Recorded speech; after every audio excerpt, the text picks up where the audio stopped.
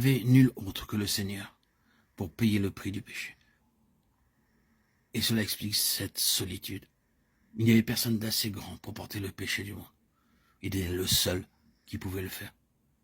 Et cela l'entraînait dans une extrême solitude, profonde solitude, qui a pleinement été abandonné de Dieu. Qui a connu cela? Remercions Dieu, nous ne connaîtrons jamais cela. Il n'est pas nécessaire d'avoir conscience que Dieu nous ait abandonnés. Cela n'est pas nécessaire, et certes, nous ne pourrions pas y survivre. Mais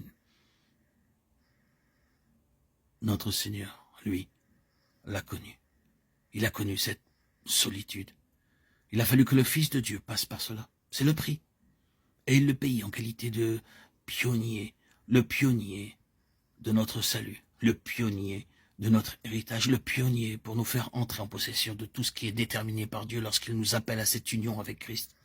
Le pionnier devait payer le prix de cette complète et finale solitude. Est-ce qu'il n'y a pas quelque chose de tout cela dans le soupir, le cri d'Ésaïe, chapitre 53?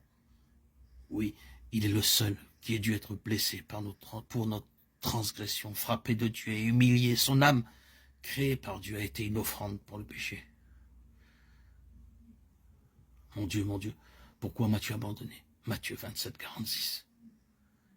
Et il verra une postérité, prolongera ses jours, et hors de cette solitude surgira une puissante multitude, les enfants dont tu fus privé. Ésaïe 49, 20. Et c'est le mot final pour l'instant, c'est l'identification avec lui, par la foi et le témoignage. Non, nous ne pouvons pas littéralement et réellement entrer dans cela. Remercions Dieu, ce n'est pas nécessaire. Je veux dire que nous ne sommes pas appelés à passer par tout ce qu'il a dû traverser, mais nous sommes appelés à prendre une position de foi, à attester tout cela d'une manière très pratique. Pas seulement en le saisissant comme si c'était nôtre, mais à reconnaître que c'est seulement à nous, à cause de lui, seulement à nous, en lui. Cela implique une identification de vie avec lui. Cette identification par la foi et par le témoignage est vue comme un commandement de Dieu et comme ce qui devrait être réalisé. Hors du lit du Jourdain, hors du lieu où tout avait été réalisé par le grand pionnier du rachat, des pierres devaient être prises, et remarquons-le, par 12 hommes. Prenez 12 hommes parmi le peuple, un homme de chaque tribu. Josué chapitre 4 verset 2. En effet, un homme de chaque tribu est ici représenté. C'est une affaire personnelle pour chaque homme, une pierre. Cela doit être une transaction personnelle, un témoignage personnel, une appropriation personnelle de tout cela. Nous devons le porter sur nos épaules en nous y assujettissant. Notre engagement envers lui, notre engagement dans la mort du Seigneur Jésus, au fait qu'en lui nous mourrons, notre engagement dans son ensevelissement. Nous avons donc été ensevelis avec lui, Romains 6, 4. Puis vient notre identification à sa résurrection.